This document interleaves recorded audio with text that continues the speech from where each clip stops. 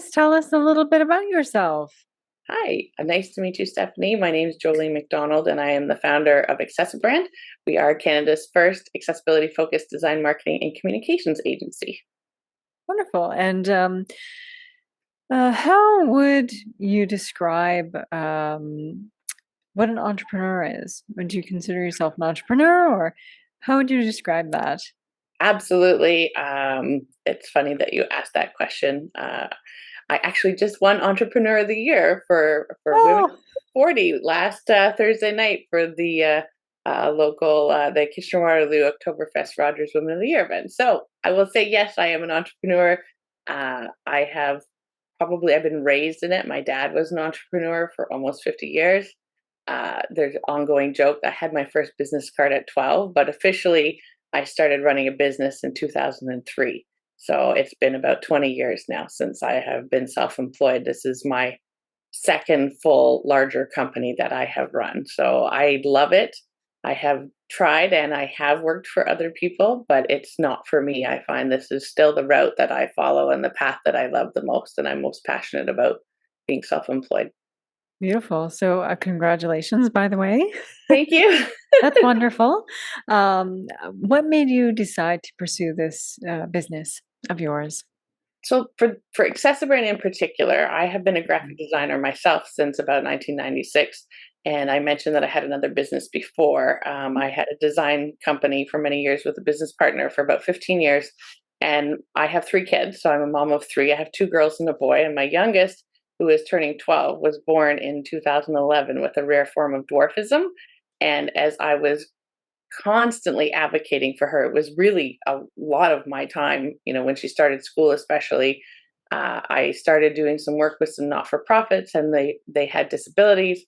And I obviously was, communicating and talking about how my daughter was dealing with things. And they said, "Do you know that many people with disabilities can't access digital information like websites and documents?" And I went, no, I had no idea. And Mm. so the light bulb moment was right then and there. I'd say that's probably about 2012. So it's been a long time that I've sort of known about it. And I sort of tried to make that a big part of my work with my other company at the time. And we were always adding it as an extra. Here's your project, and here's how much it is to make it accessible. Because, of course, in Ontario, particularly, where I'm located, is we have the Accessibility for Ontarians with Disability Act. Other provinces also have theirs, and the Accessible Canada Act is coming out as well. So it was like people were still choosing it. And for me, it was just too difficult. I couldn't ethically and morally do a job without making it that everyone had equitable access to it. So, long story short, I actually became very sick. We didn't Mm. know what the issue was.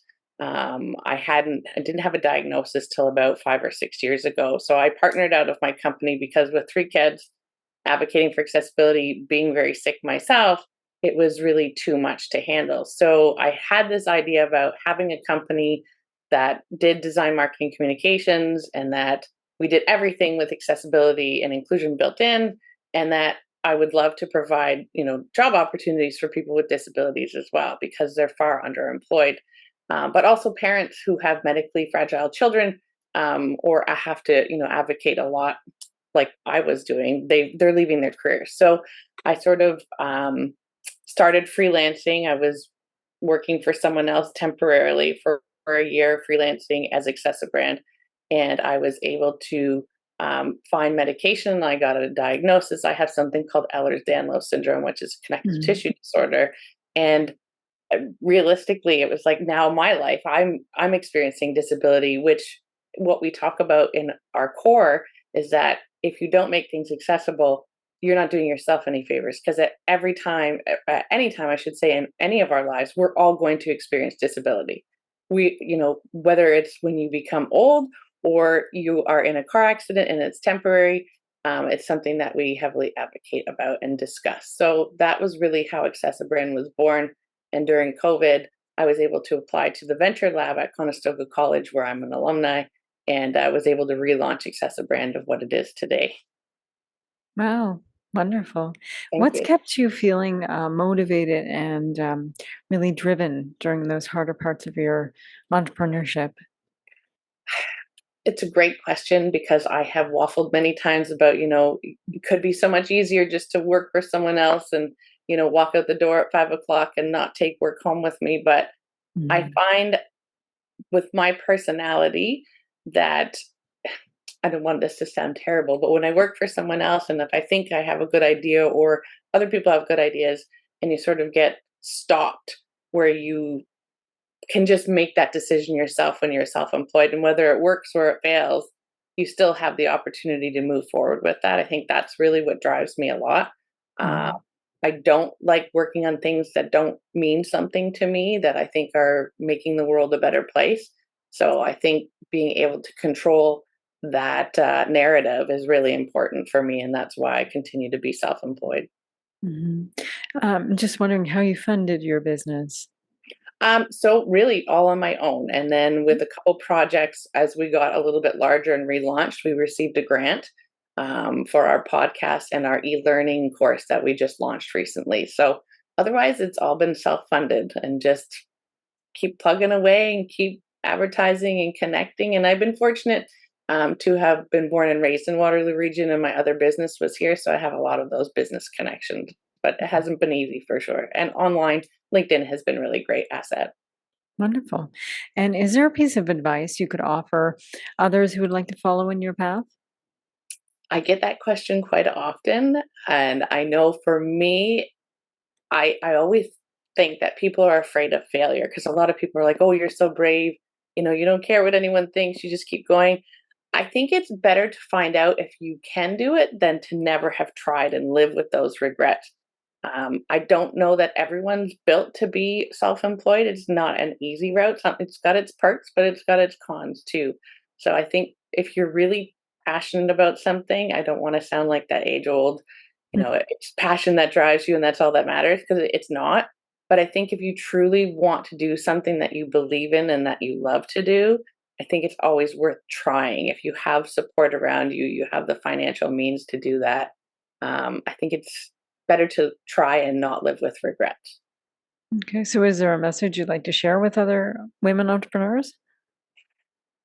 Always try and reach out for support if you can. One thing that I recognized early on is that I maybe thought I shouldn't ask for support, that I might look like a failure. I talk about the failure, but there's nothing wrong with asking for help. And I think there's so many other women entrepreneurs that are new to it that would love to have a mentor or someone just to bounce ideas off of. Try and find that group, try and find the people that have things in common with you and connect with them.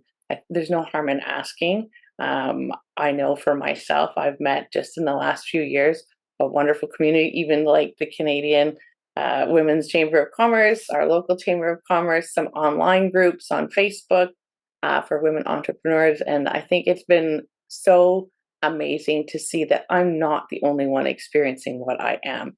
And the juggle of family and business is never easy either if you are a parent. So really try and focus on finding other people that are like minded. Mm. I'm glad that the Women's Chamber of Commerce was a good support for you. What are the top three benefits you've gotten from joining the Canadian Women's Chamber of Commerce?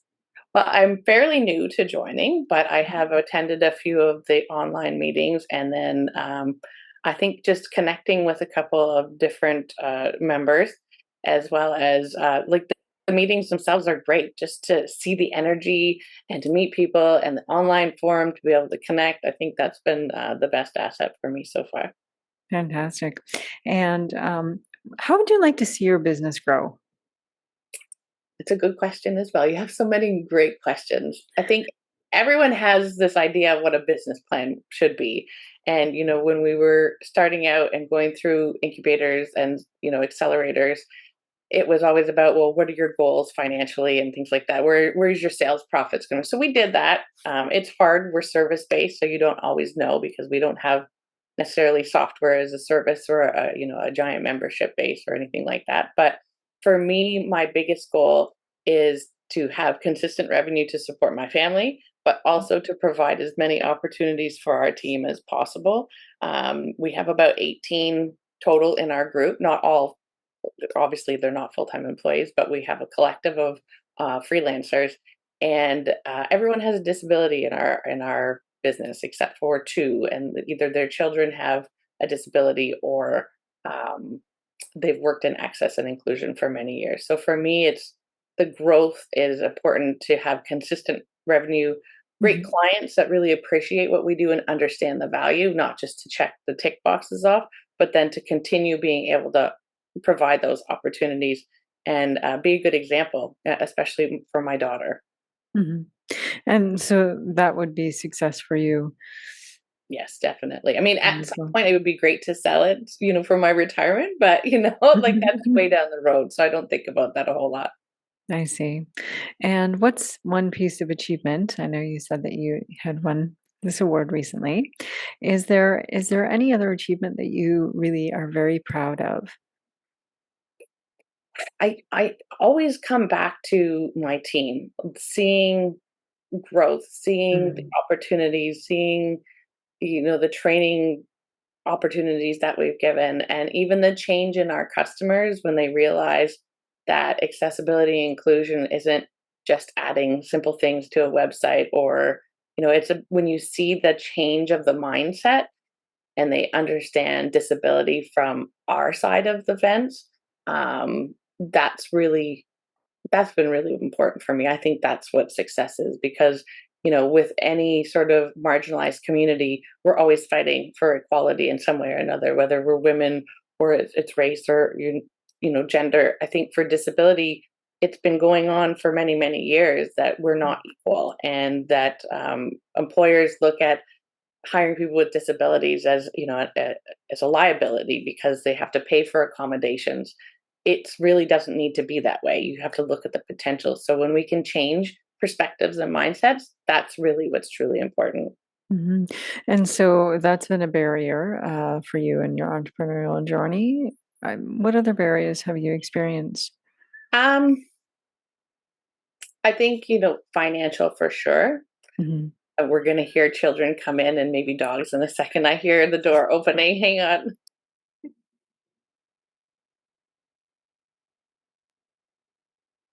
Sorry about that. The joys of working from home, because I'm full-time mom and full-time entrepreneur all the time.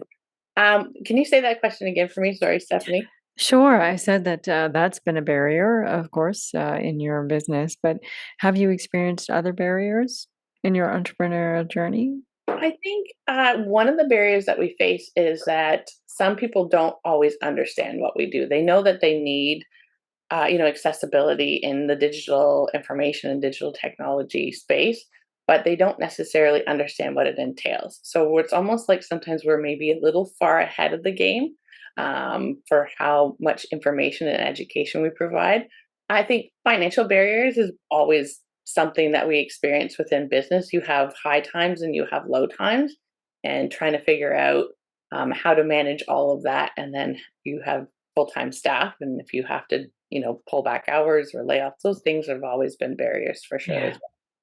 they're hard. So just to recap, what's your area of expertise and how can you be reached? So at the core, graphic design, marketing, and communications, Mhm. but we build in accessibility and inclusion. So those are our core. But the other side of our business is that we also do auditing and testing of other people's marketing, communications, and education. So we're very much split down the middle, where we can either do the work from scratch, or we can support other agencies and other internal marketing communications departments with training and education in the same area. Lovely. And how can people reach you best? Email is probably the best, since we are completely virtual and online and Okay. remote. So Jolene, Jolene, at accessibrand.com, accessibrand.com. Wonderful. And LinkedIn, you said, has been very good for you. So perhaps on LinkedIn. If anyone's welcome to connect with me, it's under Jolene MacDonald on LinkedIn as well, or if you search Accessibrand, I will come up as well. Wonderful. Any last words you'd like to share with us? Just really thankful for the opportunity to be part of an organization like Canadian Women's Chamber of Commerce, and that I love to connect with other female identifying entrepreneurs. And I think it would be a great asset to be able to do that. And if anyone's looking for more understanding or education on accessibility and inclusion in the digital marketing space, I'd be happy to chat about it anytime. Fantastic. Thank you so much, Jolene. Thank you.